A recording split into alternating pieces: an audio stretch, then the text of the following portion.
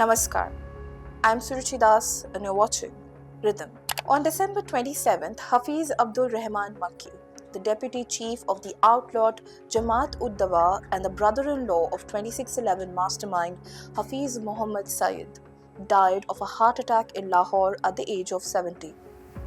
While the Pakistan Mutahida Muslim League hailed him as a supporter of Pakistani ideology, his death marked the end of a figure notorious for orchestrating terror and sowing violence across borders. His demise was not just the passing of an individual but a stark reminder of Pakistan's long-standing role as a haven for global terrorism. Makki's terror-laden legacy is a chilling chronicle of bloodshed and devastation. As a high-ranking leader of Lashkar-e-Taiba, a US-designated foreign terrorist organization, he played a pivotal role in fundraising and operational leadership for one of the most dangerous terror outfits in the world.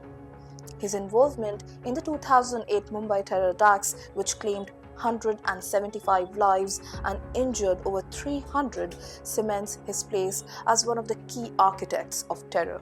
For this, he was subjected to an arms embargo, a travel ban, and an asset freeze, and was finally designated a global terrorist by the United Nations in 2023. Despite his heinous crimes, Makki operated with near impunity in Pakistan, a country that has long shielded such figures under the guise of strategic depth. Even after the UN's designation, Makki was not arrested in Pakistan. Instead, he continued to spew venom and advocate for violence, often targeting India with his inflammatory rhetoric. In February 2010, during a Kashmir Solidarity Day rally, Makki threatened rivers of blood in India and declared Pakistan's intent to annex Kashmir by force. These threats came just 2 years after the horrific Mumbai attacks, showing his unrelenting commitment to terror. Makki's life highlights the duplicitous nature of Pakistan's counter-terrorism efforts. Although the Lahore High Court acquitted him in 2021 of charges related to sponsoring terrorism through the JUD's front charity Al-Anfal, this was merely a facade. Pakistani government's token gestures, such as sentencing Hafiz Saeed to 36 years in prison, were largely seen as eyewash to appease global pressure, particularly from Financial Action Task Force. Meanwhile, Makki continued to operate freely, a glaring example of Pakistan's selective approach to tackling terrorism. Makki's involvement in terror was not limited to the 2611 attacks. He orchestrated several other attacks across India, leaving a trail of destruction, including the 2000 Red Fort attack, where 6 Lashkar-e-Taiba terrorists infiltrated Delhi's Red Fort, killing 2 soldiers and a civilian guard.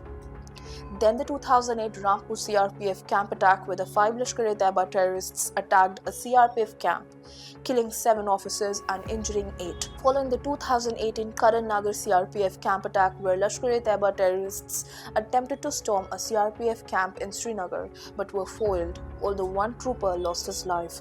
Then, in 2018 Kanpura attack, where Lashkar-e-Taiba terrorists killed 3 civilians in Baramulla, Jammu. The 2018 Shujat Bukhari assassination, where Lashkar-e-Taiba assassinated prominent journalist Shujat Bukhari and his security personnel in Srinagar. Last but not the least, the 2018 Gurez sector infiltration. 4 Indian soldiers, including a major, were killed while thwarting an infiltration attempt by heavily armed Lashkar-e-Taiba terrorists along the line of control. Makki's designation as a global terrorist in 2023 was a hard-fought victory for India and its allies, particularly the US. However, it came years after his masterminded attacks had wreaked havoc. The delay was exacerbated by Pakistan's reluctance to act and China's repeated vetoes in the United Nations Security Council. Pakistan's complicity in harboring such individuals undermines global counterterrorism efforts and raises serious questions about its commitment to international peace. Hafiz Abdul Rahman Makki's death might bring an end to his personal reign of terror, but the ideology he propagated and the systemic support he received in Pakistan remains deeply entrenched.